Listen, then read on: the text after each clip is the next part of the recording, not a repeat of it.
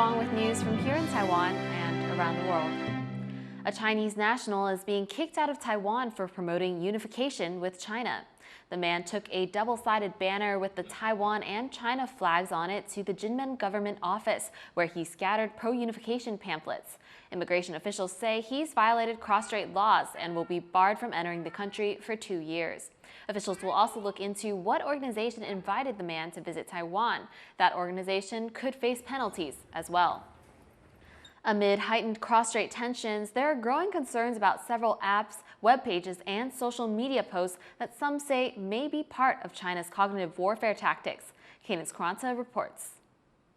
Recently, there have been reports of web pages and apps that allow Taiwanese people to pledge their loyalty to China. Screenshots and videos of two in particular have turned up on different social media platforms. One app called Return Home allegedly claims to allow Taiwanese people to surrender to China with one click.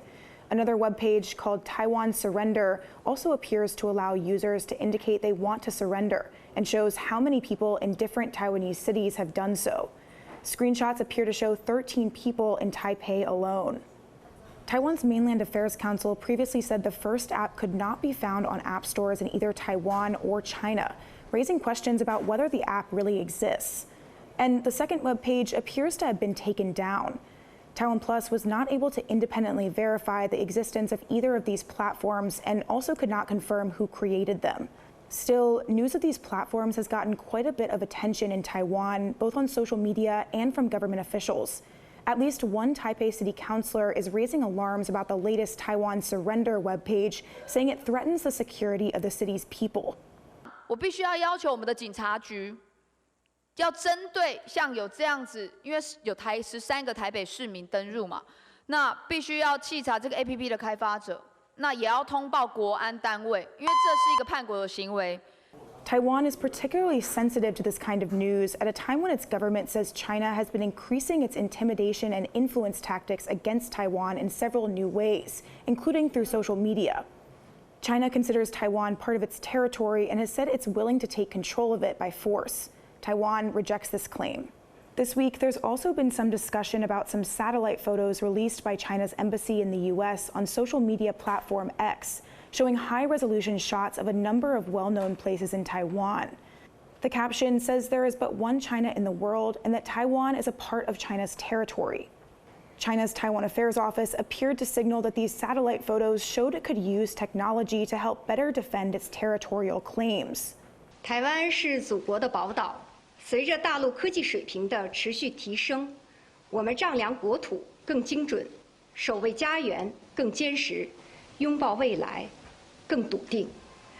正如网友所言，这是家的俯瞰。 In a statement, Taiwan's Mainland Affairs Council suggested the post could be part of China's cognitive warfare, attempting to belittle Taiwan and advance its claims to the country, adding that Taiwanese people will not accept these tactics. Others are calling the post threatening. In a post on X, the chair of the U.S. Senate's Foreign Relations Committee called the post a great example of the Chinese Communist Party's blatant threats against a peaceful democracy. All of this comes as tensions are high across the Taiwan Strait. Taiwan is on high alert for any influence tactics from China, including psychological ones, and while those may be more subtle, many in Taiwan remain vigilant against them. Devin Tsai and Cadence Karanta for TaiwanPlus. The Mainland Affairs Council says China is trying to hinder Taiwan's participation in next year's APEC summit, which will be held in Shenzhen. The council, which manages Taiwan's relations with China, compared the situation to 2014, the last time China hosted APEC. Then, Taiwan was invited through cross-strait channels rather than directly by APEC organizers, and Beijing required that any meetings between Taiwan's representatives and other leaders be kept secret. They pointed out that cross-strait relations are now far worse than they were in 2014. 一定不会比2014年好。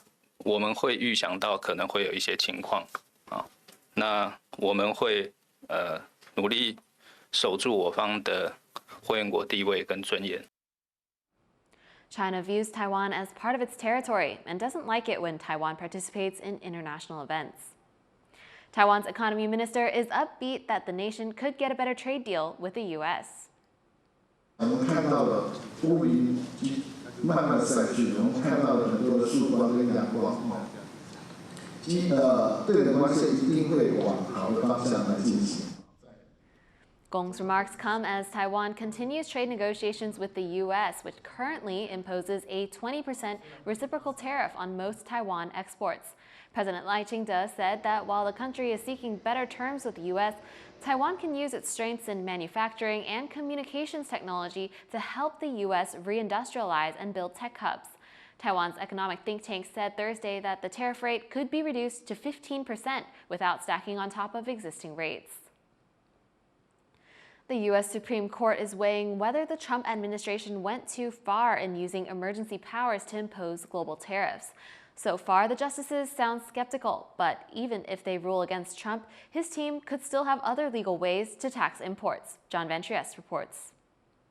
A challenge to U.S. President Donald Trump's use of emergency powers to impose tariffs has made it all the way to the U.S. Supreme Court. It's the culmination of 3 lawsuits filed by tariff-hit businesses and 12 states. The court's decision could undo a key Trump policy and force the U.S. government to refund some of the billions in revenue it's already raked in. But a high-ranking Justice Department official says the law Trump invoked, the IEEPA, implies the power to impose tariffs, and that Trump believes undoing the tariffs could cause the U.S. deep harm. Unwinding those agreements, he warns, would expose us to ruthless trade retaliation by far more aggressive countries and drive America from strength to failure with ruinous economic and national security consequences. But no other president has used this law to impose tariffs before. And with the U.S. Constitution giving Congress, not the president, authority over tariffs and taxes, justices ranging from the liberal minority to the conservative majority are skeptical. Some say the IEEPA was never intended to give the president such powers. It's pretty clear that Congress was trying to constrain the emergency powers of the president in IEEPA. So it seems a little inconsistent to say that we have to interpret a statute that was designed to constrain presidential authority, consistent with an understanding that Congress wanted the president to have essentially unlimited authority. Even some Trump nominees have reservations about whether the separation of powers might be eroded beyond repair. So Congress, as a practical matter, can't get this power back once it's handed it over to the president. It's a one-way ratchet toward the gradual but continual accretion of power in the executive branch and away from the people's elected representatives. Chief Justice John Roberts, a conservative with a wild-card reputation, made similar points. Yes, of course, tariffs in dealings with foreign powers, but the vehicle is imposition of taxes on Americans, and that has always been the core power of Congress. So to have the president's foreign affairs power trump that basic power for Congress seems to me to kind of at least neutralize between the two powers, the executive power and the legislative power. This is just the start of deliberations, and the court could in the end rule anyway. And despite the skepticism from justices, Trump's officials are upbeat. Sometimes the best tariffs are the ones that never get enforced. That, the president threatened 100% tariffs after the Chinese on October 8th threatened to put export controls on rare earth magnets from Chinese products that had 0.01%. Every camera, every iPhone here would have been subject to a Chinese control.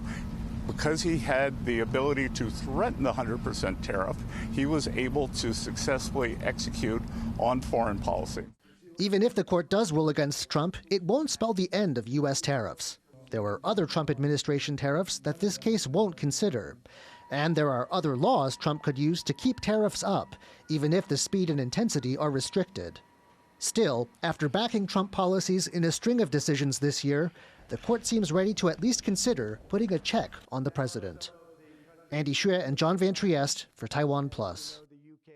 The U.S. Supreme Court has cast doubt on the legality of Trump's global tariffs. To find out more about what this means and how it could affect Taiwan's economy, Ai-Chi spoke with Dr. Wu, the executive director of National Central University's Research Center for Taiwan Economic Development.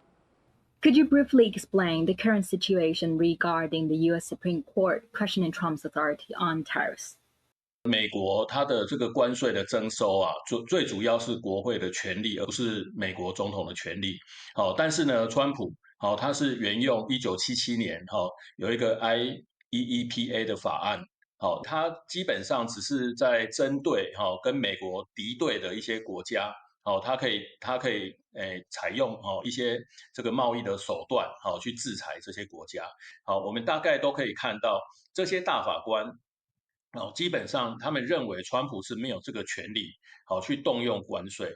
那所以说呢，他有可能就是目前川普的对等关税，还有之前的芬太尼关税，有可能会被推翻。If the court rules against the tariffs, how could this impact Taiwan? Which industries in Taiwan might benefit or face challenges?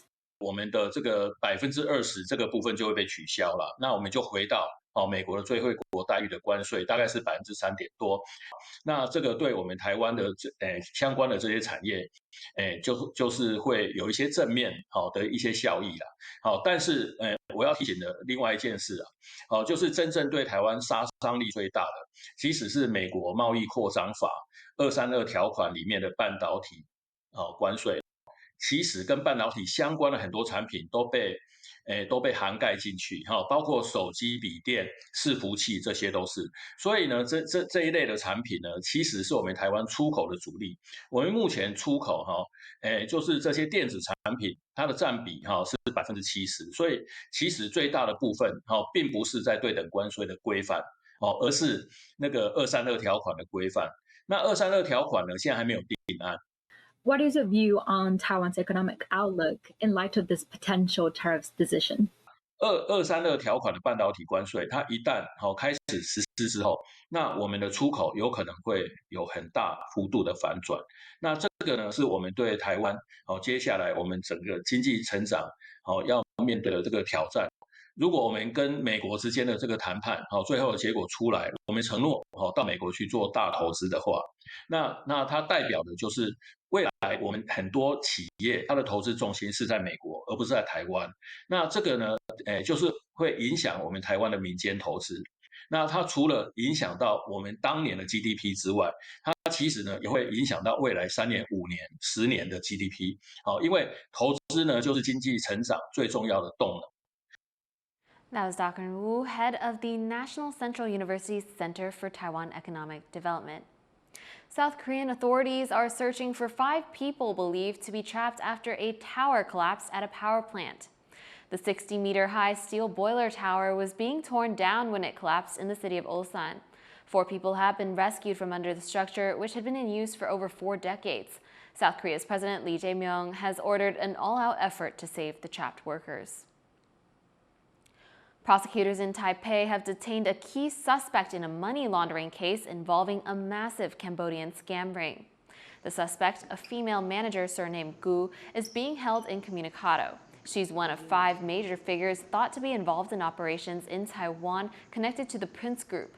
The group allegedly operated online scam centers that used slave labor and was headed by a China-born Cambodian who once lived in Taiwan.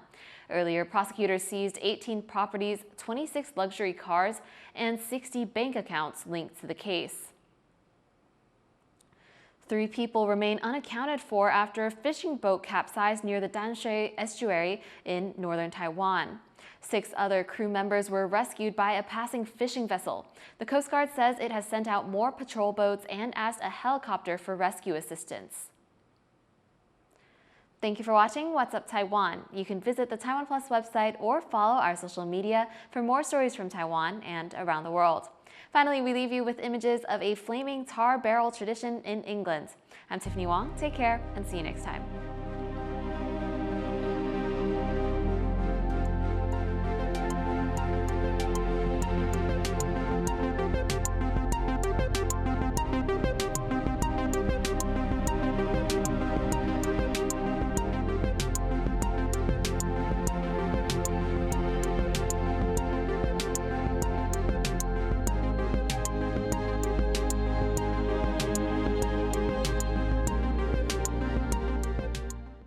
For more stories from Taiwan and how the country manages natural disasters, download the TaiwanPlus app.